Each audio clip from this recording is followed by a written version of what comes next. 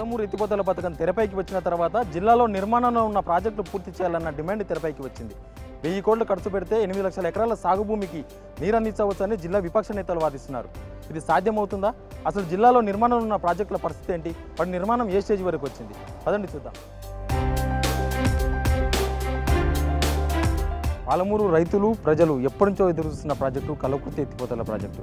Srisailam reservoir back water నుంచి 25 టీఎంసీల నీటిని ఇక్కడికి తీసుకువచ్చి ఇక్కడ నుంచి 3 లక్షల ఎకరాలకు నీరందించే దిశగా ఈ ప్రాజెక్టును గత ప్రభుత్వాలు ప్రారంభించాయి. ఈ ప్రాజెక్టులో ఇప్పటికే 95% పనులు పూర్తయినట్టుగా అధికారిక లెక్కలు చెప్తున్నాయి. మిగిలిన 5% పనుల కోసమే రైతులకు లబ్ధి చేకూరకుండా పోయిందా? ఎక్కడ పనులు అయిపోయాయి చూద్దాం.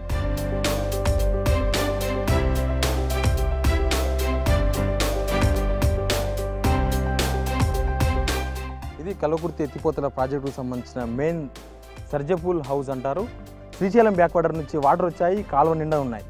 ఇక్కడ నుంచి పంపింగ్ ద్వారా ఏలూరు రిజర్వాయర్కు, జొన్నలబోగడ రిజర్వాయర్కు ఇక్కడ నుంచి మొత్తం 25 టీఎంసీల నీటిని షేర్ చేస్తారు. దాదాపు 3,83,000 ఎకరాలకు ఆ నీరు సాగాల్సింది. కరువుతో విలవిలలాడుతున్న రైతుల కలలు నెరవేరే అవకాశం ఉంది. అసలు ఎక్కడెక్కడ పనులు ఆగిపోయాయి, ఏ రిజర్వాయర్లో ఎంతవరకు పనులు అయ్యాయా మనం చూద్దాం.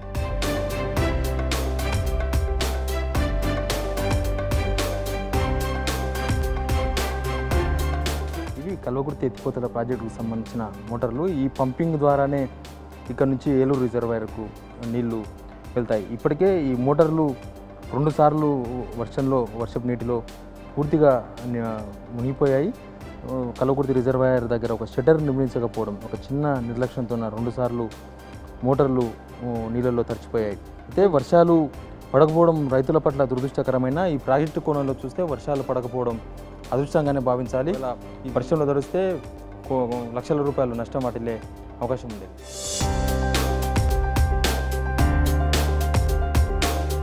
కల్వకుర్తి ఎత్తిపోతల పథకానికి సంబంధించిన మొట్టమొదటి రిజర్వాయర్ ఇది ఏలూరు గ్రామ పరిసరాల్లో ఉంది. ఇది దీనిలో 0.35 టీఎంసీల నీరు నిల్వ ఉంటుంది. ఇప్పటికే ఈ రిజర్వాయర్ ద్వారా 13,000 ఎకరాల పొలాలు సాగులో ఉన్నాయి. ఇంకా 15,000 ఎకరాలు సాగులోకి తెచ్చేందుకు ఈ సంవత్సరం ప్రభుత్వం ఒక ప్రతిపాదన కూడా ముందు పెట్టింది. ఇక్కడ పనులు అన్నీ కూడా పూర్తయ్యాయి. కేవలం కల్వకుర్తి ఎత్తిపోతల పథకంలో పనులు పూర్తయితే ఇక్కడ రావాల్సిన మిగతా నీళ్లు కానీ మిగతా ఆయకట్టు కానీ సాగులోకి వచ్చే అవకాశం కనిపిస్తుంది.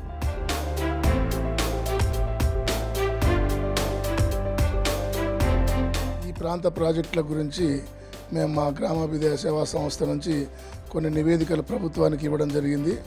ఆ ప్రభుత్వ నివేదికల ఆధారంగానే ఈరోజు కల్వకుర్తి ఎత్తిపోతల పథకాన్ని ఒక భాగంగా తీసుకొని దాన్ని మొదటి లిఫ్ట్ పూర్తి చేసినారు.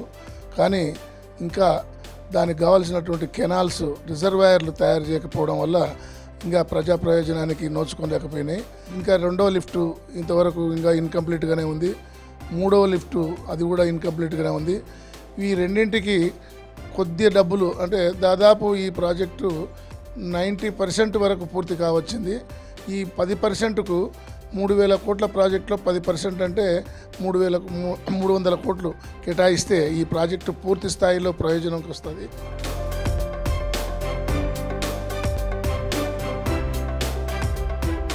కల్వకుర్తి ఎత్తిపోతల పథకం 2వ లిఫ్ట్ అయిన జొన్నలగడ రిజర్వాయర్ దగ్గర ఉన్నాం.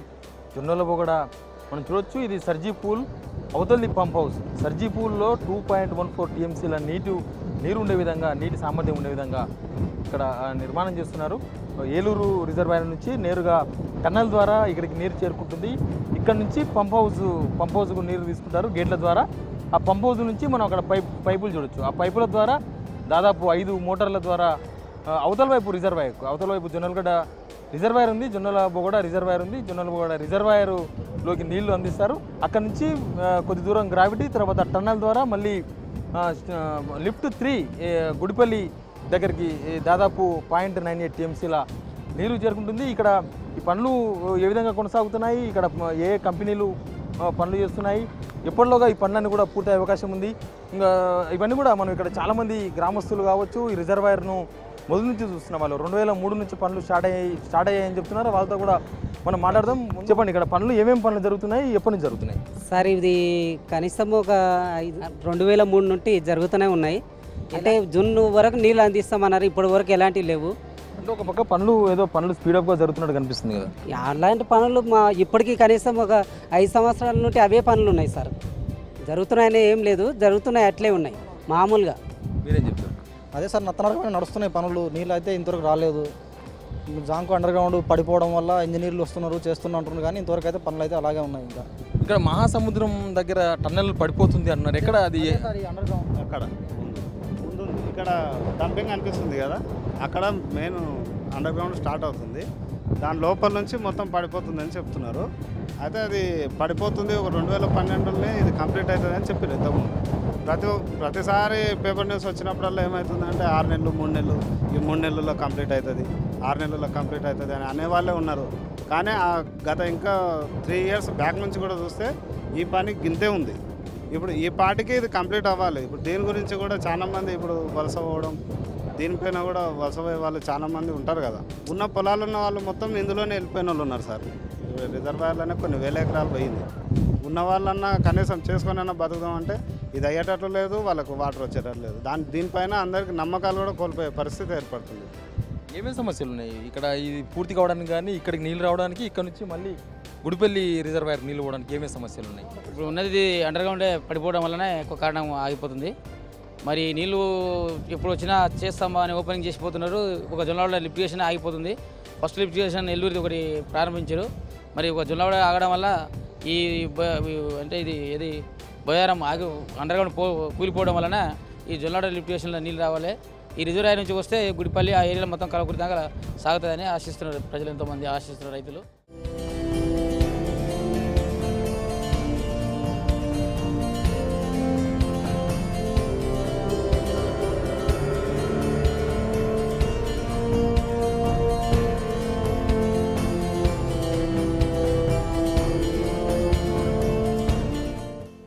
కల్వకుర్తి ఎత్తిపోతల పథకంలోని చివరి రిజర్వాయర్ ఇది. అతిపెద్ద రిజర్వాయర్ కూడా ఇదే గుడిపల్లి రిజర్వాయర్గా దీన్ని పిలుస్తారు. దాదాపు 1 TMC నీరు నిల్వ ఉంచే విధంగా ఈ రిజర్వాయర్ను నిర్మిస్తున్నారు. 2003 నుంచి ఈ రిజర్వాయర్ నిర్మాణం స్టార్ట్ అయింది.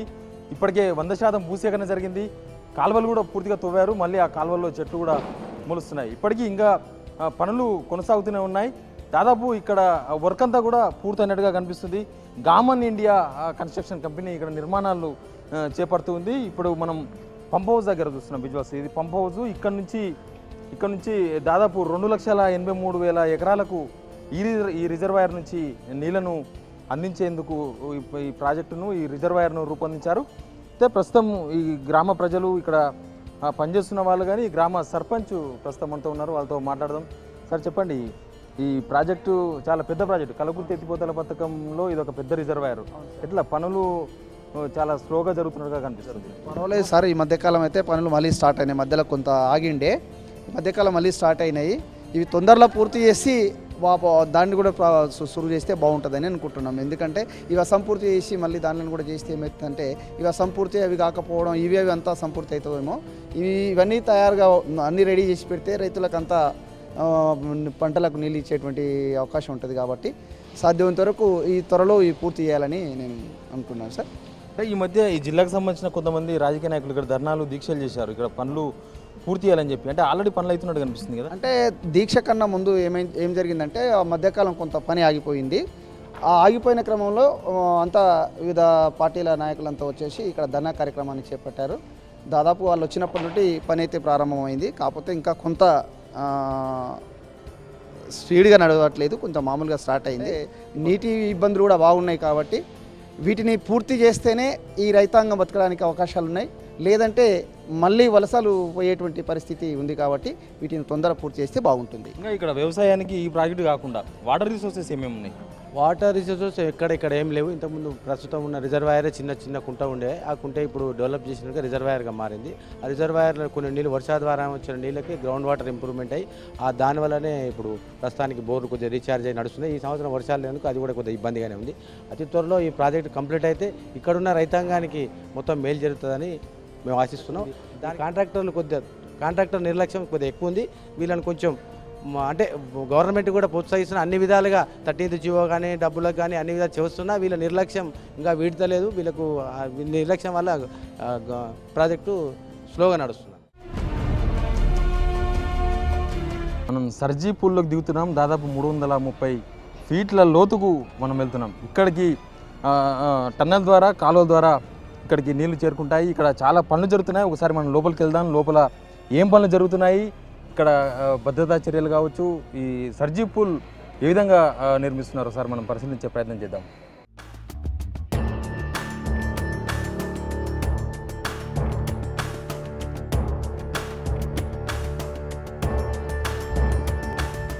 మనం ప్రస్తుతం సర్జీ పూల్లో ఉన్నాం. సర్జీ పూల్ అంటే సాధారణ భూభాగానికి 300 ఫీట్ల దూరం. ఇది 330 ఫీట్ల దూరంలో కింద భూభాగంలో మనం ఉన్నాం. ఇక్కడ చాలా పనులు జరుగుతున్నాయి. టన్నల్స్ ఉన్నాయి. దాదాపు మనం చూడొచ్చు ఇక్కడ లెఫ్ట్ సైడ్ ఒక టన్నల్ ఉంది. ఈ టన్నల్ చాలా ఇంపార్టెంట్ టన్నల్. ఇదే మెయిన్ టన్నల్గా చెప్పాలి. ఈ సర్జీ పూల్కు వాటర్ ఈ టన్నల్ నుంచే వస్తుంది. దాదాపు 6.5 కిలోమీటర్ల టన్నల్ ఇది.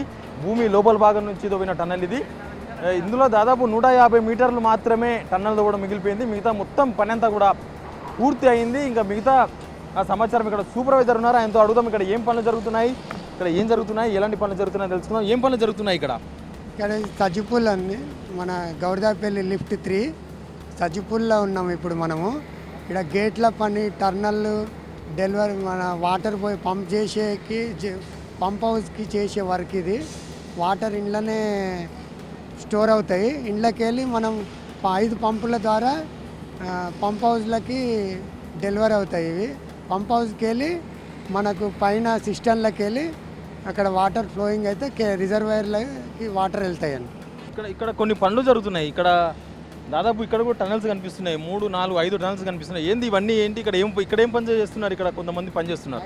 5 DTలు అంటారే అండి. ఇది పంపులకు 5 ఉంటే 1, 2, 3, 4, 5 ఇట్లా 1, 2 కాడ గేట్లు కూడా పెడుతున్నాం లోపల వాటర్ వదలడానికి.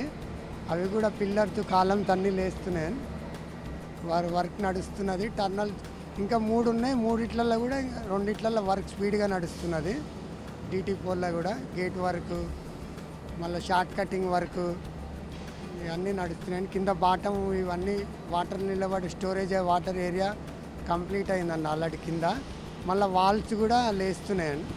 సైడ్ ఈ పనులు పూర్తి కావడానికి ఎంత టైం పట్టవచ్చు? ఇది మ్యాక్సిమం 2 పంపులు అయితే ఇయర్లు అందియాలనే ప్రెషర్ డిపార్ట్మెంటల్ అయినా కాంట్రాక్టర్లు అయినా అంతా దానికోసమే 18 అవర్స్ వర్క్ చేస్తున్నాం సైట్లో. ఆల్రెడీ మోటార్లు కూడా వచ్చినాయి కదా దీనికి సంబంధించి? మోటార్స్ కూడా రావడం జరిగింది. కానీ ఈ సర్జిపుల్ పని ఆగడం వల్లనే డిలే అవుతుంది. ఈ సర్జిపుల్ 5 గేట్లు పెడితేనే కానీ నీళ్ళు వదలడానికి ఆస్కారం లేదు. 1 గేటు 2 గేట్లు పెడితే వదలడానికి లేదు. 5 గేట్లు ఎప్పుడైతే ఫిట్ చేస్తారో ఆ ఫిట్ చేసినప్పుడు మాత్రమే నీళ్ళు వదలడానికి ఆస్కారం ఉంటుంది. లేకుంటే ఈ పంప్ హౌస్ సర్జిపుల్లో నీళ్ళు పంప్ హౌస్లోకి పోయి పంప్ హౌస్ మొత్తం నిండిపోతాయి. కనుక 5 గేట్లు కంటిన్యూ జరిగితే ప్రస్తుతం పనులు మాత్రం 3 డ్రాప్ ట్యూబ్స్ మాత్రమే పని జరుగుతుంది. ఇంకా 2 డ్రాప్ ట్యూబ్స్ ఇంకా పని జరగట్లేదు. 5 డ్రాప్ ట్యూబ్స్ అంటే DTలు నడుస్తేనే మనం నీళ్ళు వేయడానికి ఆస్కారం ఉంటుంది. దున్నలబోగడ రిజర్వాయర్ నుంచి ఇక్కడికి 0.95 అంటే దాదాపు 1 TMC నీరు ఇక్కడ ఈ సర్జిపూల్లోనే స్టోర్ అవుతాయి. ఇక్కడ నుంచి 5 పంపుల ద్వారా పంప్ హౌస్కు, పంప్ హౌస్ నుంచి కాలువలకు, కాలువల నుంచి రైతుల పొలాలకు నీరు తరలించే అవకాశం కనిపిస్తుంది.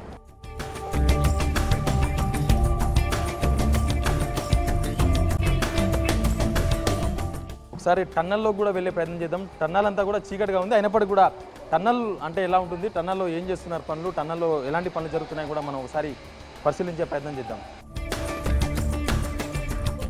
వర్క్ షార్ట్ కటింగ్ మన వర్క్ నడుస్తున్నది లోపల. కాంక్రీట్ వర్క్ గ్యాలరీ లేచి ఇట్లా రాక్ అవపడకుండా ఫేస్ వస్తుందండి దానికి. అది వర్క్ నడుస్తున్నది. ఆల్రెడీ జంక్షన్ దాకా వచ్చింది. ఇంకా సజ్బుల్లోకి రావాలి. 0 పాయింట్ నడుస్తున్నది. 1, 2, 3 ఫేస్ నడుస్తుందండి వర్క్. టర్నల్ మొత్తం ఓపెన్ అయింది. ఒక బ్యాక్ వాటర్ శ్రీశైలం కాడ నుంచి తప్ప అంత ఓపెన్ అయింది. నీళ్ళు రావడమే మిగిలింది. టన్నల్ అంతా ఓపెన్. టర్నల్ అంతా ఓపెన్. ఇక్కడ కాంక్రీట్ బ్యాలెన్స్ వర్క్ నడుస్తుందండి. అది స్పీడ్గా నడుస్తుందండి. ఎన్ని రోజులు పడుతుంది కాంక్రీట్ మొత్తం వేయడానికి? ఇది ఇక కొద్ది రోజులు అండి. మనకు దగ్గర జంక్షన్ దాకా వచ్చింది. ఇంకా కొద్ది రోజులు టైం పడితే టర్నల్ కంప్లీట్ అవుతాయండి. అక్కడక్కడ షార్ట్ కటింగ్ కూడా చేసేది ఉంది. ఇవి తర్వాత ఇంకా డైరెక్ట్ సజ్జపూల్లోకి వాటర్ రావడానికి సోర్సెస్ అయితే ఉందని 100.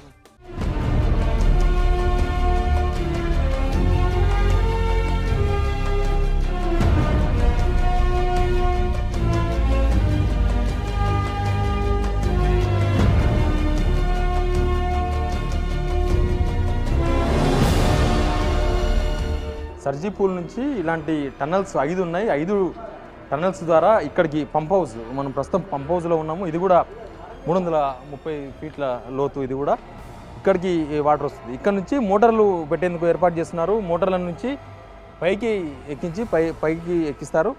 మోటార్లు ఇంకా బిగించలేదు, కానీ మోటార్లు బిగించేందుకు జరుగుతున్న పనులు మాత్రం జరుగుతున్నట్టుగా కనిపిస్తుంది. మొత్తం ఫ్రేమ్స్ రెడీ చేస్తున్నారు. అది 1-2 నెలల్లోనే ఈ పనులన్నీ కూడా పూర్తయ్యే అవకాశం ఉందని ఇక్కడ పనులు చేస్తున్న వాళ్ళందరూ కూడా చెప్తున్నారు.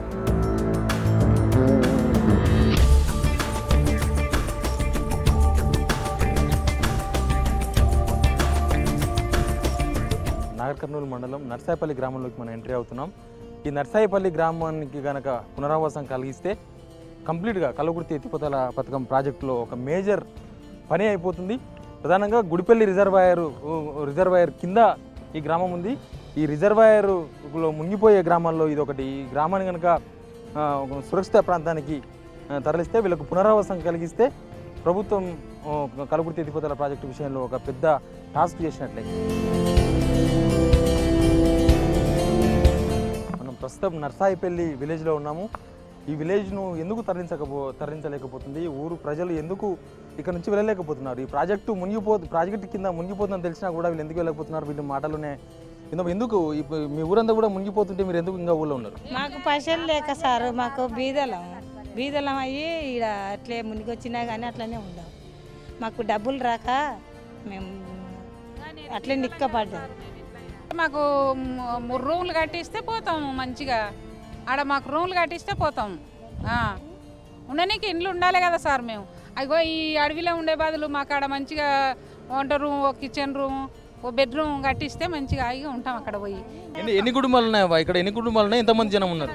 మా ఇక 30 ఇల్లు ఉండదయ్యా, ఇంకా ఏం లేదు ఇక్కడ. కొంతమంది ఇప్పటికే కొత్త ఇల్లు కట్టుకున్నారు కదా. కట్టుకునే వాళ్ళతో పైసలు ఉండేది కట్టుకునే వాళ్ళు, లేని వాళ్ళు ఇక్కడ ఇగిలా పడుతున్నాం. ఏం చేయాలి? చిలకలు ఉండాలి మంచిగా, వాళ్ళకు డ్యూటీ వచ్చే వాళ్ళకు పైసలు తినపడేలు పైసలు కట్టుకున్నారు. మేము ఈడ ఏం లేదు, మాతో తినేనికి బువ్వ అనే లేదు. వాళ్ళకు డబ్బులు లేవు. డబ్బులు లేనందుకు కొన్ని డబ్బులు ఉన్న వాళ్ళు అక్కడ ఇల్లు కట్టుకున్నారు, వీళ్ళకి లేవు. ఇప్పుడు వాళ్ళకు కట్టిన వాళ్ళకు కూడా వాళ్ళకు డబ్బులు రాలేదు, ఇవ్వలేదు. కొంతమంది గుడిసెలే వేసుకొని ఉండరు. మేము ఇంకా డబ్బు వాళ్ళకు వచ్చినాక మేము పోవాలని వీళ్ళు అంటున్నారు. ఎన్ని పైసలు ఇవ్వాలి ప్రభుత్వం మీకు? మాకు ఒక 2 రూములు కట్టించినా సరే, ఇంకా మాకు పైసలు గీసేది ఏమొద్దు. ఏం చెప్తున్నారు మరి? వస్తున్న అధికారులు వస్తున్నారు కదా ఇక్కడికి? ఏడొస్తున్నారు, ఎవరు చెప్తలేరు. మాకు పాతూరుకి ఎవరు వస్తలేరు. గవర్నమెంట్ కట్టించినా కానీ మేము ఉపదాలు చేసుకుంటామని అక్కడనే ఇక్కడనే ఉండాం. ఆ గవర్నమెంట్ ఒక కిచెన్, ఒక హాల్, ఒక బెడ్రూమ్ కట్టించినా చాలు, ఒక్క రూమ్ వేసినా సార్ పోతామని ఉండాం. మేము ఒక 3 రూములు కట్టించినా వెళ్ళిపోతాం. ఇక్కడ ఉండాలని ఉండదు అంటుండరా సార్. మాకు ఈ ప్రాజెక్టుకు నీళ్ళు వచ్చేంత వరకు ఇక్కడనే ఉంటాం మేము. ఇంకా కట్టియకపోతే మేము ఎక్కడ వెళ్ళిపోం కదా.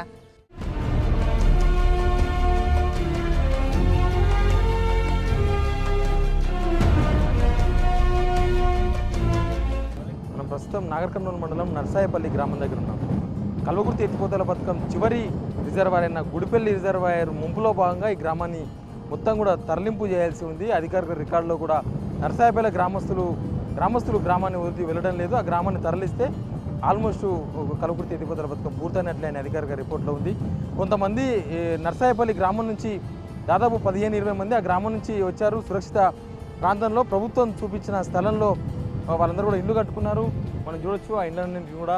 వాళ్ళందరూ కూడా ఇళ్ళల్లో ఉన్నారు. కానీ ఇంకా పాత నర్సాయిపల్లిలో కూడా అక్కడే ఉన్నారు. వాళ్ళందరూ కూడా ప్రభుత్వం ఇచ్చిన హామీలు నెరవేర్చాలనే డిమాండ్ వాళ్ళ దగ్గర వినిపిస్తుంది. వీళ్ళు ఎందుకు వచ్చారు, వాళ్ళు ఎందుకు రాలేదు? కొంతమంది ఇక్కడ కొత్తగా ఇల్లు కట్టుకున్న వాళ్ళు ఉన్నారు, వాళ్ళతో మాట్లాడదాం. ఏమైంది? ఎందుకు మీరందరూ అక్కడ నుంచి ఇక్కడికి వచ్చిండ్రు, కొంతమంది రావట్లేదు ఎందుకు? రిజర్వాయర్లో కాకపోతే అప్పులు చేసి కట్టుకున్నాం సార్. కట్టుకొని అప్పులు అవి బాగా పైసలు లేని వాళ్ళు అట్లే పాతూరులో నిలిచిపోయారు. మొత్తం కూలిపోతున్నాయి. గుడిసెలు వచ్చి మొత్తం పోయినసారే పడిపోయినాయి. ఏదో పోయి గుడిసెలో వేసుకుంటామని ఖచ్చితంగా గుడిసెలు వేసుకొని ఇంత అప్పులు చేసి కట్టుకొని అంత ఇబ్బందిలో ఉన్నాం సార్. అంతకు తప్ప ఇంకా ఏం మాకు డబ్బులు వచ్చి ఎక్కువ మా గవర్నమెంట్ ఏం పెద్దగా సౌకర్యం చేయలేదు. ఇక్కడ జాగా చూపిస్తే గుడిసెలను వేసుకుంటామని అప్పులు చేసి ఇక్కడ వేసుకున్నాం. ఇప్పుడు అంతా భాగ్యాల పాలైన కాలం పోయింది. అంతా మా పరిస్థితి బాగా లేకుండా అయిపోయింది. ఏమి ఇస్తామన్నా సార్, మాకు 4 లక్షల రూపాయలు ఇస్తామని ఇది చెప్పింది కొత్తగా. ఇప్పుడు ఆయన చేసింది అప్పుడు 1,50,000 ఇస్తామని కొంత చెప్పిండ్రు ఎస్సీలకు. ఇంకా అట్లా లేకుండా అది లేకుండా ఇప్పుడు అంతా 70,000 కాడికే చేసింది సార్. రానే లేదు, అవి కూడా రాలేదు సార్. మాకు ప్రభుత్వం నుండి ఫస్ట్ మాకు ఇచ్చే అమౌంట్ ఖచ్చితంగా ఇవ్వాలి. ఇంకా ఆపిర్రు, ఆర్టీఓ షాప్ ఆపిండు. ఎందుకు ఆపిండు అని అడిగితే మనిషి దగ్గర 1500 వసూలు చేసిర్రు. అది వేరే బిల్లు, ఇది వేరే బిల్లు.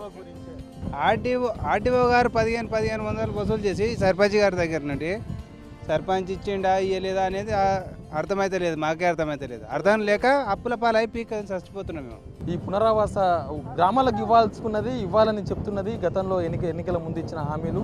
అవి అమలు చేస్తే చాలు, మేము ఆ గ్రామాన్ని వదిలేసి మేము వేరే సురక్షిత ప్రాంతానికి ప్రభుత్వం ఎక్కడ చూపిస్తే అక్కడికి వెళ్ళి అక్కడే నివాసం ఉంటామని చెప్తున్నారు. ప్రభుత్వం ఇలాంటి చిన్న చిన్న విషయాలను ప్రభుత్వం తలుచుకుంటే చాలా సునాయాసంగా తీర్చే అవకాశం ఉంటుంది.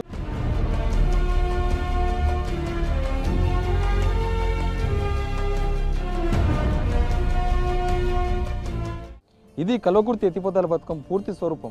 17,000 ఎకరాల భూసేకరణకు గాను ప్రభుత్వం ఇప్పటికే 14,000 ఎకరాల భూమి సేకరించింది. ఇంకా మిగిలింది 3,000 ఎకరాల భూసేకరణ మాత్రమే. జొన్నలబోడ రిజర్వాయర్తో పాటు గుడిపల్లి రిజర్వాయర్లో సివిల్ వర్క్స్ మిగిలి ఉన్నాయి. టనల్స్లో అక్కడక్కడ రిపేర్లు ఉన్నాయి. ప్రభుత్వం కనుక చొరవ చూపి 150 నుంచి 200 కోట్ల రూపాయలు కేటాయిస్తే కల్వకుర్తి ఎత్తిపోతల పథకం లక్ష్యాన్ని చేరుకునే అవకాశం కనిపిస్తుంది. పాలమూరు ప్రాణప్రదాయిని జూరాల ప్రాజెక్టు. ఈ ప్రాజెక్టుకు సరిగ్గా 30 కిలోమీటర్ల దూరంలోనే తంగిడి అనే గ్రామం దగ్గర కృష్ణానది తెలంగాణ రాష్ట్రంలోకి ప్రవేశిస్తుంది. తర్వాత ప్రియదర్శిని ప్రాజెక్టులోకి వస్తుంది. ప్రియదర్శిని జూరాల ప్రాజెక్టు నిత్యం 365 రోజులు సంవత్సరానికి ఇక్కడ నీళ్ళుంటాయి. ఈ ప్రాజెక్టు బ్యాక్ వాటర్ మీదే తెలంగాణలోని మిగతా ప్రాజెక్టులు నెట్టెంపాడు, కోయల్ సాగర్, భీమా 3 ప్రాజెక్టులు కూడా ఆధారపడి ఉంటాయి. కానీ ఆ ప్రాజెక్టులు నిర్మాణాలు పూర్తయితే తప్ప ఈ బ్యాక్ సైడ్ వాటర్ను పూర్తి స్థాయిలో వినియోగించుకునే అవకాశం లేదు. అయితే ఆ 3 ప్రాజెక్టుల నిర్మాణాలు ఎక్కడి దాకా అయ్యాయి, ఆ నిర్మాణాలు, ఆ కాలువలు, ఆ కెనాళ్ళు ఎంతవరకు తవ్వారు ఒకసారి మనం పరిశీలించే ప్రయత్నం చేద్దాం.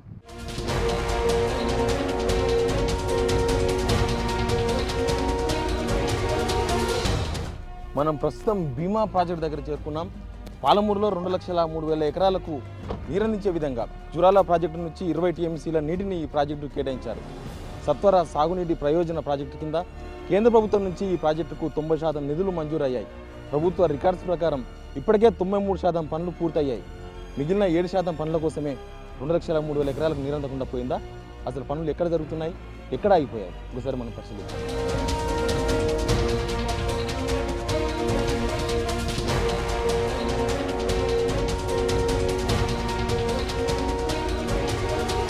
మనం ప్రస్తుతం భీమా ప్రాజెక్టు రిజర్వాయర్లో ఉన్నాము. చూడొచ్చు, మన రిజర్వాయర్లో నీళ్లు ఉన్నాయి. కొన్ని నీళ్లు కూడా ఉన్నాయి. రామన్పాడు నుంచి దాదాపు 8 కిలోమీటర్లు ప్రయాణించి నీళ్ళు ఇక్కడికి రావాలి. కొద్ది వరకు 1-2 కిలోమీటర్స్ టన్నల్స్ ఉన్నాయి. తర్వాత కెనాల్స్ మొత్తం కూడా రెడీ అయ్యాయి. కెనాల్స్ మొత్తం కూడా రెడీ అయ్యి ఆ కెనాల్స్ ద్వారానే ఈ వాటర్ వచ్చాయి. వర్షాలు పడలేదు కాబట్టి కొన్ని వాటర్ మాత్రమే ఉన్నాయి. వర్షాలు కనుక పడితే రామన్పాడు రిజర్వాయర్ బ్యాక్ వాటర్ అంతా కూడా వచ్చి రామన్పాడు రిజర్వాయర్లో చేరుకుంటుంది. ఇక్కడ నుంచి 4 పంపులు మనకు కనిపిస్తున్నాయి. 4 గేట్లు కనిపిస్తున్నాయి. ఈ గేట్ల ద్వారానే పంప్ హౌస్కు వెళ్తాయి. పంప్ హౌస్ నుంచి అవతల చెరువులకు కానీ అవతల కెనాల్స్కు, టన్నల్స్కు నీళ్ళు వెళ్ళే అవకాశం ఉంటుంది.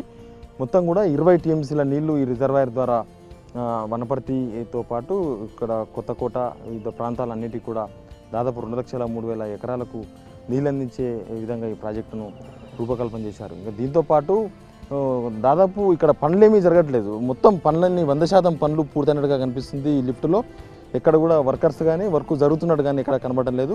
మొత్తానికి మొత్తం భీమా లిఫ్ట్లో వర్క్ అంతా కూడా అయిపోయినట్టుగా కనిపిస్తుంది. మరి పనులు ఎక్కడ అయిపోయాయి? ఆ 7% పనులు ప్రభుత్వ లెక్కల ప్రకారం ప్రభుత్వ రికార్డ్స్లో ఉన్న 7% పనులు ఎక్కడ అయిపోయాయి? గ్రామాలను ఏమైనా తరలించే అవకాశం ఉందా? లేకపోతే ఎక్కడైనా కెనాల్స్ ఆగిపోయాయా, టన్నల్స్ ఆగిపోయాయా? అవి కూడా మనం పరిశీలించే ప్రయత్నం చేద్దాం.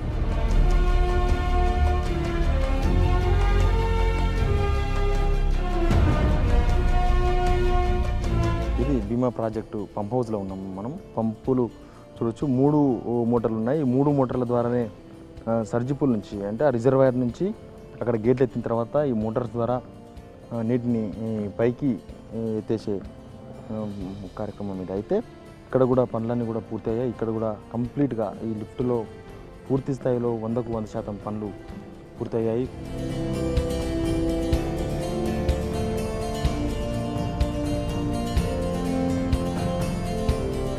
భీమా ప్రాజెక్టు కింద మొత్తం 7 రిజర్వాయర్లు ఉన్నాయి. వాటన్నిటి కూడా సప్తనదుల పేర్లు పెట్టారు. కృష్ణ సముద్రం, రాజసముద్రం, రామసముద్రం, రాజసముద్రం, కృష్ణ సముద్రం. కానీ ప్రస్తుతం మనం శంకర సముద్రం దగ్గర ఉన్నాము. ఇది అతి ముఖ్యమైన రిజర్వాయరు. ఈ శంకర సముద్రం 1.8 TMC నీళ్ళ కెపాసిటీతో దీన్ని నిర్మిస్తున్నారు. కానీ ప్రస్తుతం అయితే నిర్మాణ పనులు ఆగిపోయాయి. మనం చూడొచ్చు ప్రస్తుతం ఉన్న నీళ్ళతో కేవలం 2100 ఎకరాలకు మాత్రమే ఆయకట్టుకు నీరు అందించగలుగుతున్నారు. ఈ రిజర్వాయర్ పనులు కనుక పూర్తవుతే దాదాపు 60,000 ఎకరాలకు ఇక్కడ నుంచి నీళ్ళు అందించే అవకాశం కనిపిస్తుంది. మనకు కనుచూపు మేరలో కనిపిస్తుంది. మనకు ఈ రిజర్వాయర్ బ్యాక్ సైడ్ వాటర్ అంతా కూడా కొల్లాపూర్ దాకా వెళ్ళే అవకాశం ఉంటుంది, కొల్లాపూర్ కాన్స్టిట్యున్సీ వరకు. ఈ బ్యాక్ సైడ్లో కనిపించే ఊరే కానాయపల్లి విలేజ్. కానాయపల్లి విలేజ్లో మొత్తం 800 కుటుంబాలు ఉన్నాయి.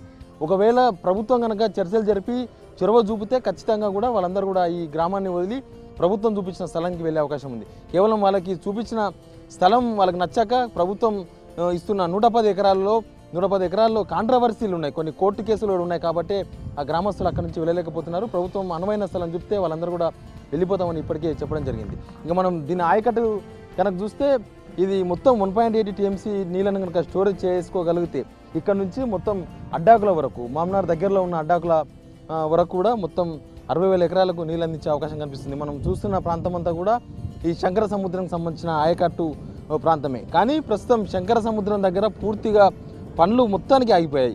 ఈ కానాయపల్లి గ్రామాన్ని తరలిస్తే తప్ప ఈ రిజర్వాయర్ పనులు పూర్తయ్యే అవకాశం కనబడడం లేదు. ఈ శంకర సముద్రం పనులు కనుక పూర్తయితే మిగతా 6 రిజర్వాయర్ల పనులు కూడా చాలా సులువుగా ముందుకెళ్లే అవకాశం కనిపిస్తుంది. ప్రభుత్వం ముందుగా ప్రతిపాదించినట్లు ఈ రిజర్వాయర్ కింద ఉన్న 60,000 ఎకరాలకు కూడా నీళ్ళందించే అవకాశం కనిపిస్తుంది. ప్రభుత్వం చొరవ చూపితేనే ఈ సమస్య పరిష్కారం దొరికే అవకాశం కనిపిస్తుంది. మొత్తంగా కూడా కేవలం 8 గ్రామాల తరలింపు అనేది ప్రభుత్వం ముందున్న ఒక టాస్క్గా కనిపిస్తుంది. ప్రభుత్వం కనుక చొరవ చూపి ఆ గ్రామస్థ ప్రజలతో గ్రామస్తులతో చర్చలు జరిపి ఆ గ్రామాలను తరలింపు కనుక చేయగలిగితే భీమా ప్రాజెక్టు పూర్తి స్థాయిలో వినియోగంలోకి వచ్చే అవకాశం కనిపిస్తుంది.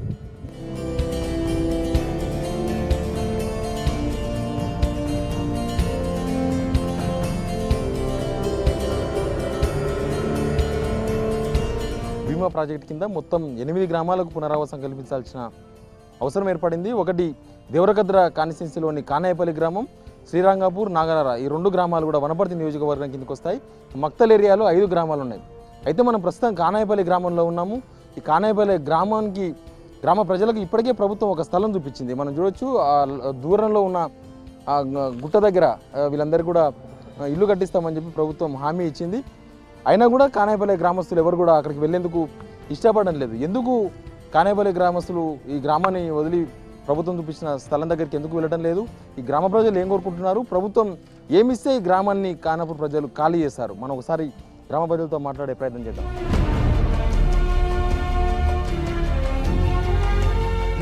ఏం కావాలి మీకు? మాకు పైసలు ఆడ ఉన్నాయి, భూమి ఆడ చూపించండి, ఎక్కడ కట్టుకోవాలి ఆడ ఉండాలి. మీకు ఆల్రెడీ ప్రభుత్వం చూపించింది కదా? ప్రభుత్వం చూపిస్తే మంచిలో బూడ్సని కూడా జాగలేదు. మళ్ళీ దాని 40 ఎకరాలు ఇక్కడ రోడ్డుకి అన్నట ఆ గుంతలు వేసిందంట. ఆ గుంతలు మంచిగా ఆ తలమే మంచిగా లేదు. ఏం కావాలి? ప్రభుత్వం ఏమిస్తే పోతారు?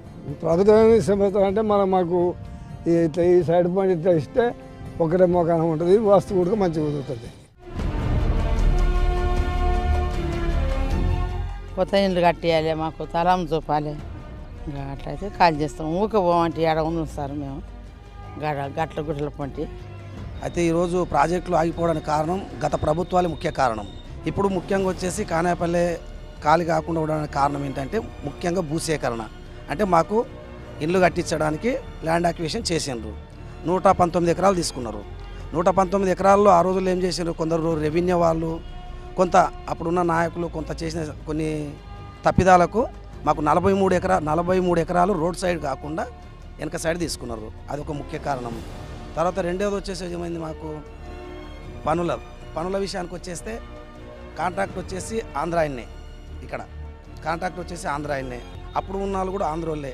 కాబట్టి వాళ్ళు చేసిన పొరపాట్ల వల్లనే ఈరోజు ఆయన కూడా పూర్తి చేయలేకపోతున్నాడు. ఆయన అన్ని పనులలో ప్రతిదానికి ఏదో సాగు చూపించడం, దాదాపు దానిపైన మళ్ళీ ఆయన రివ్యూగా మళ్ళీ బిల్లు వేసుకుని దాదాపు 10 కోట్ల రూపాయలు ఎక్స్ట్రా తెచ్చుకున్నాడు బిల్లు ఆయన ఇప్పటికే.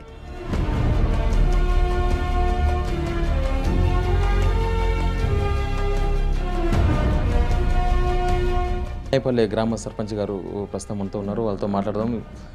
గవర్నమెంట్ నుంచి ఏం కోరుకుంటున్నారు? ప్రభుత్వం ఏమిస్తే ఈ కానాయపల్లి గ్రామాన్ని ఇక్కడ నుంచి తరలించే అవకాశం ఉంటుంది? ఒకసారి వారి మాటలోనే వినే ప్రయత్నం చేద్దాం. మాకు రోడ్ అంచున 40 ఎకరాలు ఇస్తే R&R కింద మాకు ప్యాకేజీ ఉంది. ఆ ప్యాకేజీలా గవర్నమెంట్కి వెళ్ళి మాకు ఏమి ఇవ్వాలని అవి ఇస్తే ఆ 40 ఎకరాలు ఇస్తే మేము సంతోషంగా ఒక 2-3 నెలల కాల్ చేయమన్నా చేసేస్తాం. ఎక్కడ కూడా అభ్యంతరం లేదు. ఒక 10 మంది ఉన్నారు అక్కడ ఎవరు మన రైతులు అర్ధ ఎకరా ఉన్న 40 ఎకరాలల్లో మా దగ్గర 2000 ఎకరాలు మేము ఇచ్చినాం. అంటే మా ఊర్లో రైతులు ఎవ్వరు కూడా ఎత్తలేదు, జవాబు చెప్పలే మాకు కానీ గవర్నమెంట్కి కానీ మేము ఇవ్వమని అడగంగానే అందరు తీసి ఇచ్చారు. 2000 ఎకరాలు ఇచ్చారు. అయితే వాళ్ళు 2000 ఎకరాలు మా ఊరు వాళ్ళు ఇచ్చి ఊరు కూడా పోతుంది మాకు. ఇన్ని త్యాగం చేస్తే వాళ్ళు కనీసం 40 ఎకరాలు కూడా త్యాగం చేయలేకపోతున్నారు. గవర్నమెంట్ మళ్ళీ ఎందుకు 40 ఎకరాలు వాళ్ళు అడగలేకపోతుంది? మమ్మల్ని ఎందుకు ఈ 2000 ఎకరాలతో మాతో తీసుకుందో మాకు అర్థమవుతలేదు. ఇప్పుడు ఆ కట్ట పోవాలంటే 200 ఇళ్ళలో మా ఇల్లు కూడా ఒక ఇల్లు. ఫస్ట్ మొదటి మా ఇల్లే. ఇప్పుడు కట్ట స్టార్ట్ చేయాలంటే మా ఇల్లే మొదట పోవాలి. మేము కూడా సంతోషంగా వదిలిపెట్టదలుచుకున్నాం. రీహాబిలిటేషన్ అంటే అర్థం ఒక విలేజ్ ఇక్కడ నుంచి పోతున్నప్పుడు అక్కడ విలేజ్ కంప్లీట్ ఉండాలి. కానీ మధ్యలో ఏమైందంటే 110 ఎకరాలు ఈ రెవెన్యూ వల్ల తప్పిదాల వల్ల కొంత 40 ఎకరాలు వదిలిపెట్టి దాని చుట్టూ గుట్టలకు ఆ ప్రాంతంలో 110 ఎకరాలు తీసుకున్నారు. అయితే మా ఊరు వాళ్ళ ఆబ్జెక్షన్ ఏంది, మేము అందరం కూడా మాకు ఆ ఫ్రంట్లో మొత్తము ఆ 40 ఎకర్స్ కలిపి ఇస్తే రోడ్డు వనపర్తికి పోయే రోడ్డు ముందర ఫేస్ కూడా మాకు వస్తుంది. దయచేసి ఆ 40 ఎకర్స్ కలిపి ఇవ్వండి అని మేము అడిగినాం. దానికి ఇన్ని రోజులు పెండింగ్ జరుగుతూనే ఉంది. మొన్ననే రీసెంట్గా లక్ష్మారెడ్డి గారు, మినిస్టర్ లక్ష్మారెడ్డి ఎమ్మెల్యే ప్రోద్బలం వల్ల వారి యొక్క దీనివల్ల వాళ్ళు అంటే ముందుకు వచ్చి మా ఊరి వాళ్ళని కూడా పిలిచిండ్రు కలెక్టరేట్కు. మేము పోయినాము, రైతులను పిలిచిండ్రు. అక్కడ ఒక సొల్యూషన్ చేసిండ్రు. ఏమని అంటే ఈ 43 ఎకర్స్లో 20 ఎకర్స్ వాళ్ళకు వదిలిపెట్టామన్నారు. 23 ఎకర్స్ ఇక్కడ ఇస్తాం, కానాయపల్లి రీహాబిలిటేషన్కి ఇస్తాము. తర్వాత ఈ 20 ఎకర్స్ ఆ కాలువ వెంబడి వాళ్ళకి ఇవ్వాలని చెప్పిండ్రు. ఈ 20 ఎకర్స్ మాకు ఏదైతే ఇస్తారో అది కాలువ వెంబడి మాకు వచ్చిన దానికి అంటే ఊరికి ఇచ్చేదానికి వాళ్ళకి ఇవ్వాలంటే కండిషన్ ఒప్పుకున్నాం. మేము సంతకాలు అయిపోయినాయి, అన్నీ అయిపోయినాయి. ఇంకా దాన్ని ఎందుకు ముందుకు ఇంకా రాలేదు. సంతకాలు రైతులు పెట్టారు, మేము ఊరోళ్ళం పెట్టినాం, అందరం పెట్టినాం. ఓకే అయిపోయింది. అది తొందరలోనే ప్రారంభం కావచ్చు.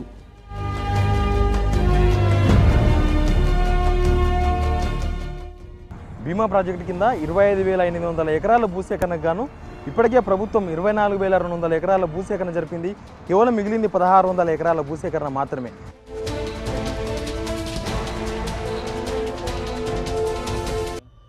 మనం ప్రస్తుతం నెట్టెంపాడు ప్రాజెక్టు దగ్గర ఉన్నాం. Pradarshini Jurala back side water నుంచి 21 టీఎంసీల నీటిని ఈ ప్రాజెక్టు కేటాయించారు. ఈ ప్రాజెక్టు ద్వారా 2 లక్షల ఎకరాల సాగు భూమితో పాటు 148 గ్రామాలకు తాగునీరు అందించడం లక్ష్యంగా కేటాయించారు. 2005లో ప్రారంభమైన ఈ పథకం ఇప్పటికే 98% పూర్తయినట్లుగా ప్రభుత్వ లెక్కలు చెప్తున్నాయి. మిగిలిన 2% కోసమే ఈ ప్రాజెక్టు లక్ష్యాలు నీరుగారిపోయాయా? ఒకసారి పనులు ఎక్కడ ఆగిపోయాయి, ఎక్కడ పనులు జరుగుతున్నాయి పరిశీలిద్దాం.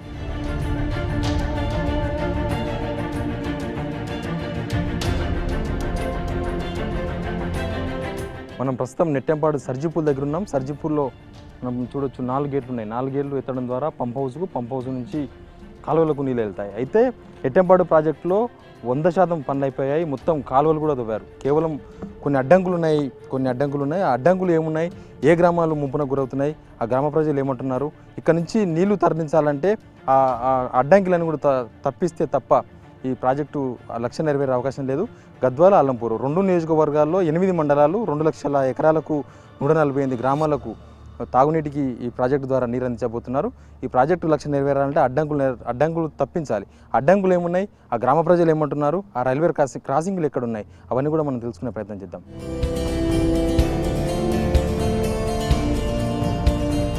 నెట్టెంపాడు ఎత్తిపోతల పథకం పూర్తి కావడానికి ముంపు గ్రామాల సమస్య ఒకటి ప్రధాన అడ్డంకిగా మారింది. రేలంపాడు, చిన్నోన్పల్లి, ఆలూరు ఈ 3 గ్రామాల ప్రజలను కనుక ఒప్పించి ఆ గ్రామాలను ఖాళీ చేయించగలిగితే నెట్టెంపాడు పనులు 100% పూర్తవుతాయి. అసలు ఈ గ్రామాల ప్రజలు ఏం కోరుకుంటున్నారు, ప్రభుత్వం ఏమి ఇస్తామంటుంది, ఒకసారి ఆ గ్రామ ప్రజలతో మాట్లాడే ప్రయత్నం చేద్దాం. మనం ప్రస్తుతం గట్టు మండలం ఆలూరు గ్రామంలోకి వెళ్తున్నాం. ఆలూరు గ్రామంలోకి వెళ్ళి ఆ గ్రామ ప్రజలతో మాట్లాడదాం.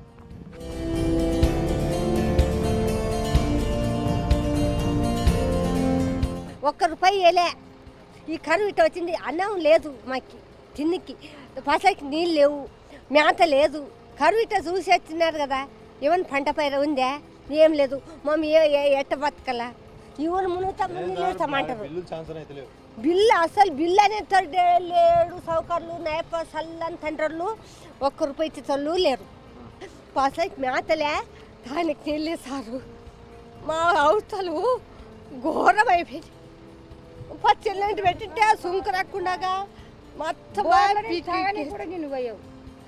ఏం చేస్తాం సారు మా ఊరంతా గబ్బూరు మా ఊరు పండించుకోలేదు. ఆలూరు గ్రామ ప్రజలు ఎందుకు ఆ గ్రామాన్ని కాల్ చేస్తలేరు? ప్రభుత్వం ఇప్పటికే స్థలాలు చూపించింది, కొంతమంది ఇల్లు కట్టుకున్నారు, కానీ అయినా కూడా అక్కడ ఇంకా చాలా మంది ఉన్నారు. మీరు సర్పంచ్గా మీరు ఏం చెప్తారు? మాకు ఇండ్లు కట్టేయాలా, ఊరు కాల్ చేయమంటే ఇండ్లు కట్టేయాలా. ఇండ్లు కట్టించి గవర్నమెంట్ ఇండ్లు కట్టిస్తేనే ఊరు ఇడుస్తారు, లేకుంటే ఊరు ఇడరు అంతే.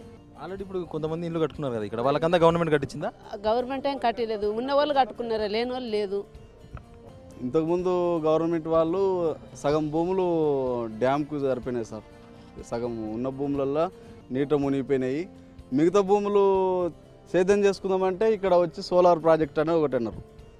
ఉన్న మిగతా 50% సోలార్ ప్రాజెక్ట్ అనే వరకు ప్రజలు ఏమైంది, ఉన్న డబ్బులు కూడా ఇల్లు కట్టుకుంటే పల్లెటూరులో ఉండాలంటే చేను ఉండాలి, చేను లేకుంటే ఇల్లు కట్టుకొని లాభం లేదు. కనుక ఈ ఇల్లు కట్టుకోవాలంటే చేను కొనుక్కోవాలి, చేను ఉండాలంటే ఏం చేయాలి, సోలార్ ప్రాజెక్ట్ పోతుంది కాబట్టి ఇది ఏం లేదు. యా ఊర్లన్నా పోయి ఇల్లు పొలం కొనుక్కుందాము, రైతు కదా, చదువుకున్న వాళ్ళు అయితే యాడనో ఉద్యోగం చేస్తారు, ప్రైవేట్ ఉద్యోగం చేసి బతారు.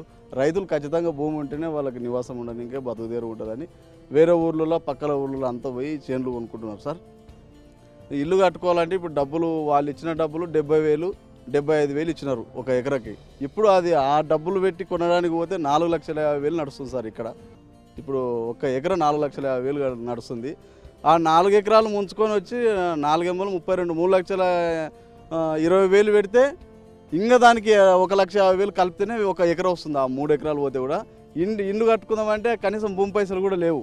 వాళ్ళు ఇచ్చిన ఇంటి వాల్యుయేషన్ ఎంత, గుడిసెకి 1,50,000 2 లక్షలు ఇచ్చినారు. అప్పుడు పాత అప్పులకి మొత్తం అంతా వలసలు పోతుండ్రు సార్. ఆ వలసలు ఎందుకు పోతున్నారు అంటే అప్పులు ఎక్కువై వలస పోతున్నారు. వాళ్ళు ఇచ్చిన డబ్బులతో అదింత అప్పులు పూర్తి చేసుకున్నాము. గవర్నమెంట్ ఖచ్చితంగా ఇండ్లు నిర్మించి ఇస్తేనే అందరూ వదులుతారు. 2,500 పోయింది మొత్తం. ఇంకా మిగతా సోలార్ పోతుంది, 5,000 ఎకరాలు సోలార్ పోతా అంటున్నారు. దాంట్లో మాది 600 చిల్లర ఎకరాలు మాది ఉంది సోలార్కి. ఆ సోలార్ క్యాన్సల్ అయితే బాగుంటుంది, ఊరన్న డెవలప్మెంట్ అవుతుంది. పైన ప్రాజెక్టు పడితే ఇప్పుడు లిఫ్ట్ ఇరిగేషన్ అయింది సార్ ఇక్కడ నుంచి ఒకటి 32 కోట్లతోన.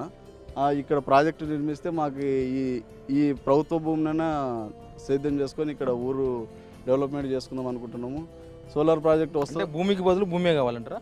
భూమికి బదులు భూమి అడుగుతలేం సార్. ఈ భూమి ఇడిచిపెట్టాల, సోలార్ ఇక్కడ వద్దు అని చెప్తున్నాం.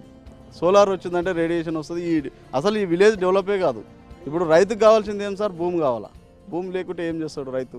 ఇది ఆలూరు గ్రామ ప్రజలు చెప్తున్నది. ముఖ్యంగా ఎకరాకు ప్రభుత్వం ఇస్తున్న 70,000 రూపాయలతో మళ్ళీ భూమిని కొనలేకపోతున్నారు రైతులు. అక్కడ 5 ఎకరాల భూమిని పోగొట్టుకుంటే కనీసం బయటికి వచ్చి 1 ఎకరా భూమిని కూడా కొనలేని పరిస్థితుల్లో రైతులు ఉన్నారు. మరోపక్క ప్రభుత్వ పథకమైన డబుల్ బెడ్రూమ్ ఇల్లు కట్టించి ఇవ్వడం ద్వారా రైతులు కానీ గ్రామ ప్రజలు కానీ ఆ ఊరు విడిచి బయటికి వచ్చే అవకాశం ఉందని ఆ గ్రామానికి సంబంధించిన సర్పంచ్ కానీ ఆ మిగతా ప్రజలు చెప్తున్నారు.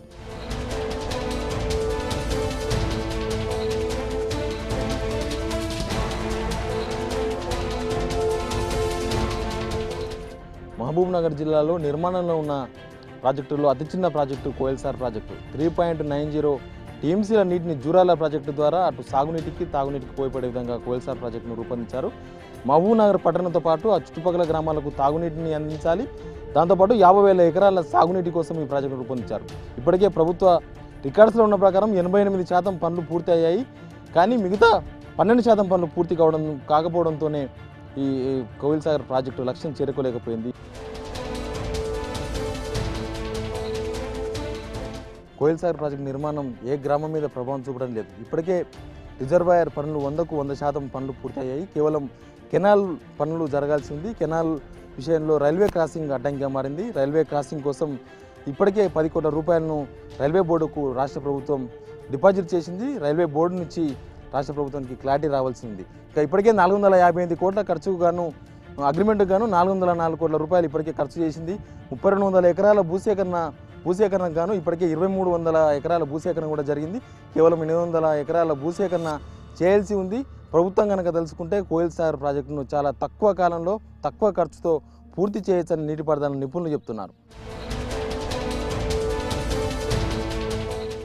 ఇది మహబూబ్నగర్ జిల్లాలో పెండింగ్లో ఉన్న ప్రాజెక్టుల పరిస్థితి. భారీగా నిధులు అవసరం లేకున్నా ప్రభుత్వం ప్రత్యేక శ్రద్ధ వహిస్తే తక్కువ సమయంలో తక్కువ ఖర్చుతో ప్రాజెక్టులన్నీ పూర్తి చేయొచ్చు. ప్రాజెక్టులన్నీ పూర్తి చేసి పాలమూరును సస్యశ్యామలం చేయాలని జిల్లా రైతాంగం, జిల్లా ప్రజలు కోరుకుంటున్నారు. కెమెరామెన్ గోపాల్తో కలిసి శివారెడ్డి, P6 న్యూస్, మహబూబ్ నగర్.